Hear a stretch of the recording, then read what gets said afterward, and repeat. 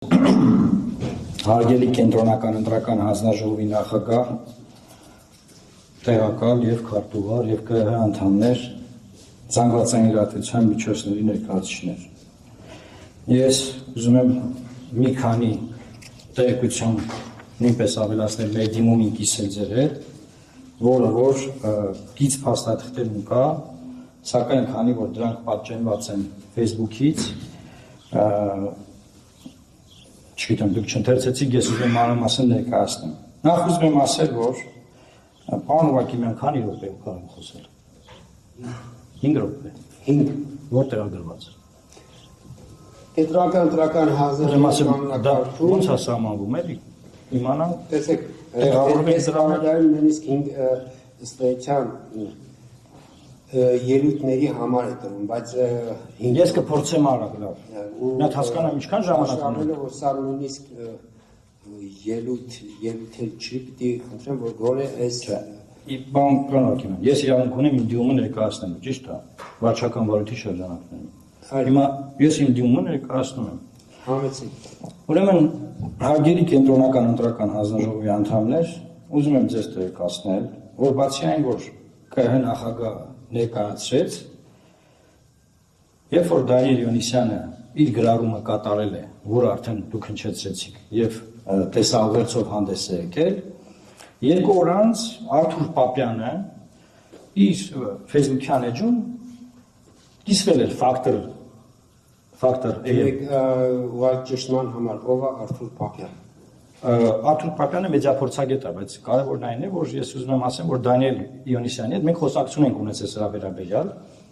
Ես 2001 թվականից մինչև 2012 թվականը քաղաքացիական հասարակության սեկտորում եմ աշխատել, ես գիտեմ ինչա դիտորդությունը, հասարակական կազմակերպությունները, ու ես երբեք որևէ հասարակական կազմակերպության գործունեությանը խոչընդոտելու որևէ միտում չեմ ունեցել։ Այդ իսկ պատճառով Դանիել Հովհաննիսյանին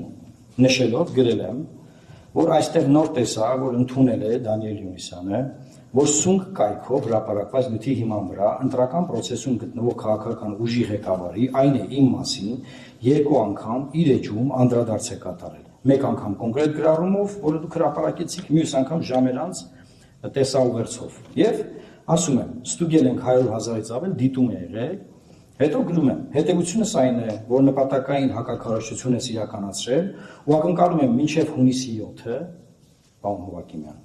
որ մինչև հունիսի 7-ը հրապարակային ասի Դանիելին եմ դիմում, որ սունկ կամքի կայք էր այդ նյութի տարածումը եւ ամբողջությամբ չհաստատված եւ դրա հիման վրա սխալ գրառում ուղիղ է նկարել, ընտրական գործընթացում գտնվող քաղաքական ուժի ղեկավարին թիրախավորել եւ շարունակում եմ միտքը եւ ասում եմ, որ լավ կլինի, որ ինքը հայտարարի, որ ցավում է տեղի ունեցածի համար, հայցում է հանրության ներողամտությունը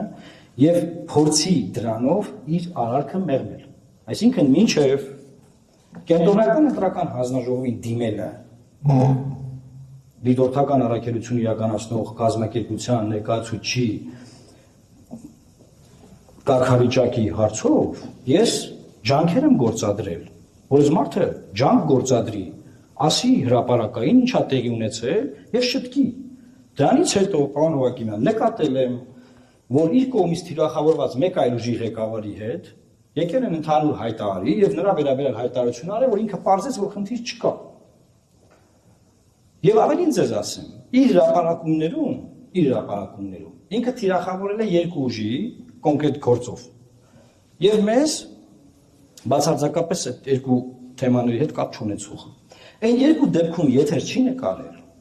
մեր դեպքում նաև եթերով է հանդես եկել։ Ես գնահատում եմ, որ իր գործողություններն ամբողջությամբ միտված են մեր ընտրական հնարավորությունները սահմանափակելու, այսինքն թիրախավորում են ընտրություններին մասնակցող ուժին, ինքը հանդես գալով որպես անկախ դիտորդ, եւ սա այն դեպքում, պարոն Հովհաննիսյան, հարգելի ԿՀ անդամներ, որ դիտորդը իրավունք չունի ոչ քարոզչություն անելու, ոչ էլ հակաքարոզչություն։ Ավելին, իր բոլոր եզրահանգումները պետք է կառուցված լինեն եւ հիմնված իր անձնական դիտարկումների վրա։ Ինչ է նշանակում, մի հատ կայք կա, մենք այդ կայքին վստահում ենք, այնտեղ չգիտեմ ով չգիտեմ ինչա գրե, ու դրա հիման վրա ինքը գրառում անում։ Ինքը իր անձնական դիտարկումներով լուսավոր Հայաստան կուսակցության կամ նրա ղեկավարի նկատմամբ կամ որևէ մեր տեխնացուների բան ունի ասել, թող զեկույց կազմի կամ հրապարակային հայտարարություն անի։ Նա իրավունք չունի որևէ, բացի իր անձնական դիտարկումները, որևէ կերպ նման բան անել։ Եվ ավելին ասեմ, այսինքն դուրս է գալիս, պարոն Հովակիմյան, որ ես ջանք եմ գործադրում, որ դիտորդական առաքելությունում ներգրաված անձը քայլ կատարի իր արարքը շտկելու, ինքը մերժում է, որտեղ այդ գրառման մեջ ինքը պատասխանում, ասում է սունկը, այսինքն սունկ կայքը դեռ չի նշանակում, որ սուտ է։ Ինձ արձագանքել է, այսինքն ինքը չի ընդունել, որ ինքը պետք է հանրությունից ներողություն խնդրի, ասի ես սխալվել եմ։ Որից հետո տեսնում եմ ուրիշ ուժի հետ եկել է բանի ընդհանուր հայտարարի, այն մի ուրիշ ուժներ ասել է մենք դատի ենք տալու։ Եղավ, շատ լավ, ես գործ չունեմ ոչ մեկ հետ։ Մեզ հետաքրքիր է մեր հանրային հեղինակությունը մեր համբավը եւ ընտրական գործընթաց չլիներ, կարող ենք նման դեպք ռեակցիա չտայինք։ Ես կյանքից մի հատված անց եմ կացել հասարակական սեկտորում, ես բացարձակապես որևէ բան չունեմ, որևէ դիտորդություն իրականացնող կառույցի եւ այդ կառույցում ներգրաված անձանց։ Իրենք կարող են նաեւ փաստել, որ բոլոր մարզերում մենք համագործակցել ենք իրենց ներկայացուցիչների հետ։ Մեր ասուլիսը բոլոր մարզերում իրենք ներկա են եղել։ Այսինքն մենք բոլոր իմաստներով եղել ենք համագործակցային, իսկ կոնկրետ Դանիել Իոնիսյանը իմ կարծիքով ինքը թիրախավորելով մեզ ավելի լավ պայմաններ ստեղծում մեր հետ մրցակցող ընդդիմադիր ուժերի համար, տարբերակ 1, տարբերակ 2, նա աջակցում է դրանով իշխող ուժին։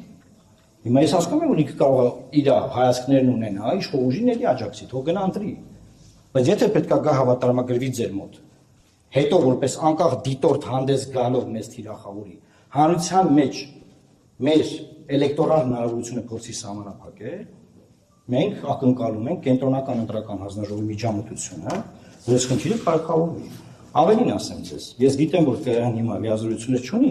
հանրային հեռուստաընկերության նկատմամբ մոնիտորինգի եւ միջամտելու, բայց ինչ է տեղի ունեցել, պարոն Հովակիմյան։ Այդ նյութերի հիման վրա հանրային հեռուստաընկերությունը մի ամբողջ ռեպորտաժ է սարքել։ Ո՞վ է դրա պատասխանը տալու։ Եվ այդ ռեպորտաժից հետո ինքը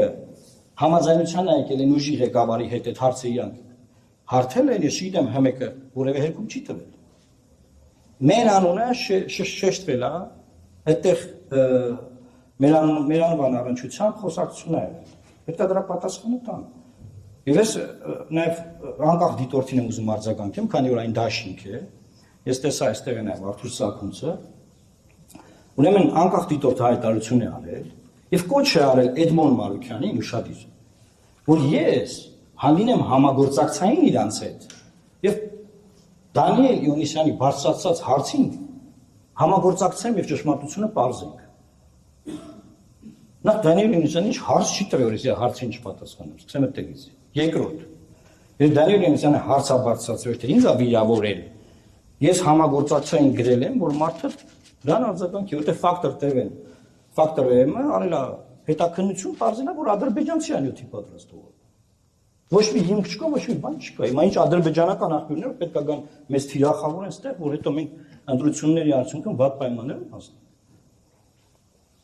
Ամփոփելով խոսքս, հարգարժան գործընկերներ, ես ուզում եմ ուղղակի ասել, որ ես հասկանում եմ, որ խոշոր դրամաշնոր է իրականացվում, ծրագիր, որը որ մեր միջազգային գործընկերներն են ֆինանսավորում, ես չեմ ուզենա որևէ դրամաշնոր, որևէ ծրագիր խաթարվի, ես չեմ ուզենա որևէ ծրագիր, որը միտված է ընտրությունների արդարության, թափանցիկության, օբյեկտիվության, ժողովրդի կամքի վերջնական արձանագրման ուղղությամբ որևէ ծրագիր խաթարվի, բայց վերջին հաշվով պետք է այդ process-ով զբաղվող մարդիկ իրենց հաշիվ տան։ Այսինքն, եթե մենք այդքան դրության մեջ ենք մտնում, ինչ պետք է հակառակ կողմից մեր նկատմամբ պես վերաբերմունք լինի, դժվար է իրան ասել ներողություն եմ խնդրում Էդմոն Մարուքյանից, բանը։ Ինչ են բացահայտել, որ իմ ասում։ Ոչ մի բան։ Այդ ոչ մի բանի համար ՀՄԿ-ով եւ մյուս էլի ուրիշ կայքեր նույնպես մի քանի միլիոն դիտումով նյութեր են պատրաստել։ Շնորհակալ եմ ուշադրության համար, եթե հարցեր կան, սիրով պատասխանեմ։ Այդ ռեպորտաժը ասեք ինչ ՀՄԿ-ով ռեպորտաժ ինչ, այսինքն լուրերով է, ուղղակի քան որ մենք այս նյութերին չկար ու մենք ներեք որ չենք հասցնում։ ՀՄԿ-ով ռեպորտաժ է եղել, Էխո Կավկազա այդ կայքի այսպես կոչված լուրերով ինչ որ լուրերով այո այդ երբ ա եղել բանը ոնց որ թե պարոն Իոնիսյանի գրառման եւ եթերանելու հաջորդ օրը որքանով որ ես հիշում եմ կարող եմ ես ձեզ ուղարկել լինքերը եւ պարոն Ակյան տեսեք ես կարող դուք այստեղ ասես ասենք բավականին կարելի ասել կառուցողական լուսի ներքո եք ներկայացնում ձեր դիրքորոշումը ես ճիշտ եմ հասկանում ես սա ինչի համարում եմ որտեղ ես պատրաստում եմ նաեւ պարոն Իոնիսյանին խոսք համադրել որ ձեր խնդիրը ասես ասենք ոչ թե անպայման այսպես ընտրական օրենսգրքով ամենախիստ այսպես սանկցիայի կիրառումն է, որ բացառիկ եւ խիստ սանկցիան է, որոնց հասկանում ենք, այլ ստանալ ձեր հաղթված իրավունքների վերականգնում։ Շնորհակալ եմ հարցի համար, պարոն Հովակիմյան, մենք գտնում ենք, որ այն փուլը, երբ որ հնարավոր էր, որ Դանիել Իոնիսյանը իր սխալը ուղղեր, այն արդեն սպառված է, որովհետև ես դիմել եմ նրան, սպասել եմ ժամանակի անցել,